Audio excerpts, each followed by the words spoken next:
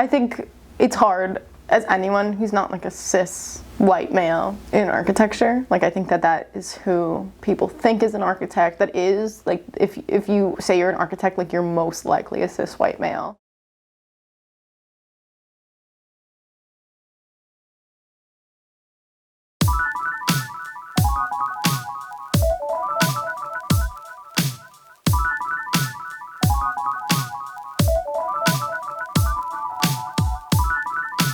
Well, my name is Jillian Ginger, but you can just call me Jo. I go to Georgia Institute of Technology in Atlanta, Georgia. I'll be receiving my Master's of Architecture after a nice 3.5 years of graduate school.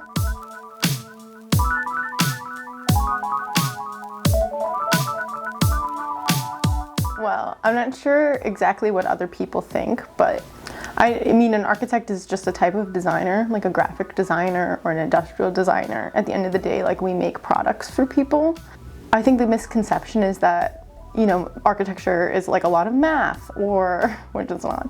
It can be a lot of things, and I think that's like what is so hard, is that like there's actually just like such a big range of what architecture can and can't be. If it can't be something, it's like art. Like, you have to prove that it's not architecture almost, just like art. I feel like you have to prove it's not art to me. But I think architecture, I guess, has the restriction of people think like architects make buildings, right? And, you know, while they do design buildings, like, they're not going and laying the bricks, you know, that maybe is where our origins are, but that's not what we do anymore. This is my first like large scale model. It's a 1/2-inch model. Was like my first time using a wood shop since the 7th grade. So it was a house for a musician. And this is just a section of the whole building. So it's very much like a conceptual architecture.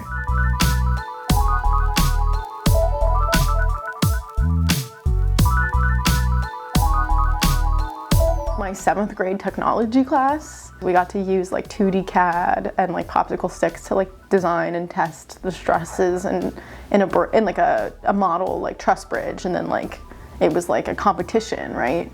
My bridge won, and I remember, you know, I beat all the boys. One kid, he threw himself on the ground and was like, I can't believe a girl beat me in tech. And I was like really proud of myself, honestly. At 13, and you're like the quiet, smart girl, like, it's kind of like really nice to have that satisfaction that like you did beat one of these boys that like kind of makes your life a living hell. So at least you can get them somehow, right?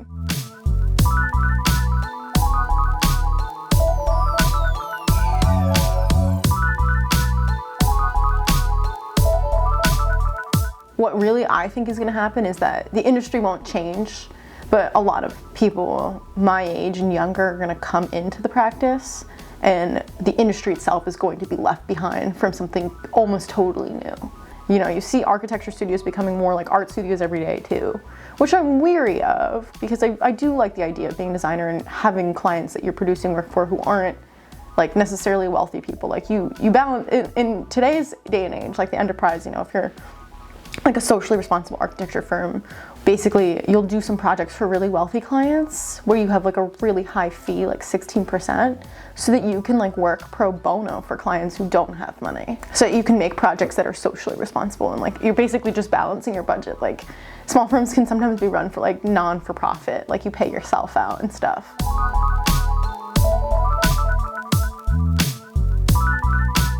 It's kind of crazy to think of myself like not as a student. Like, that's really mind-blowing to me, because it's just been my whole life. I'm hoping I end up in a place where I'm excited to be. Like, I'm gonna be sad to leave to start my own place. And I get to contribute to like real work in many different ways. I think that there's value in like, you know, work that you do because it's beautiful and it's aesthetically pleasing, and maybe it's for a wealthy client, but like it pays the bills to help you do work for someone who, which is still aesthetically pleasing, but for someone who can't pay your bills. And I think the other thing too that people don't realize about architecture is that like we have a very tacit skill. We're not wealthy. Like, it's not a wealthy like industry. Like, you don't see very many architects that make a lot of money, and those who do, they're not the ones with the ethics. Let's just go and say that. They're the developer architects.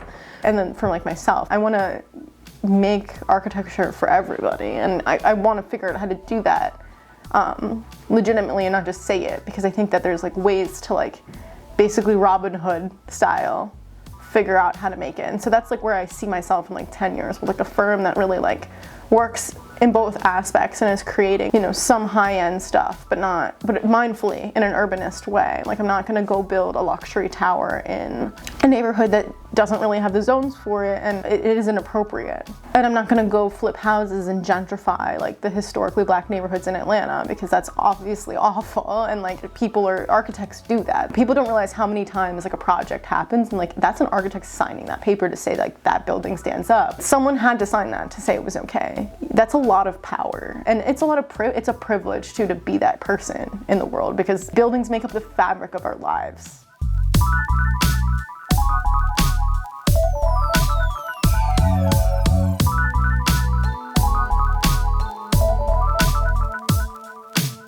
There are not enough women architects. There are not enough black women architects. There are not enough people of color architects.